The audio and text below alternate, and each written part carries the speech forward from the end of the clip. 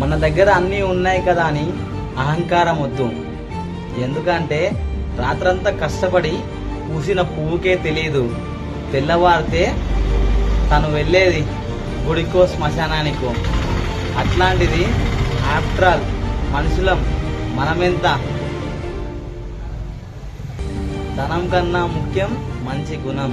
ఎదుటి మనిషిని గౌరవించడం నేర్చుకోవాలా. గౌరవం అనేది ఇచ్చిపుచ్చుకుంటే బంధాలు బంధుత్వాలు చాలా బాగుంటాయి. ధనం ఉందని విర్రవీగితే చుట్టుపక్కల ఉన్న మనుషులని నీ అంతటా నువ్వే దూరం చేసుకున్నట్టు అయిపోతావు. ఆలోచించు.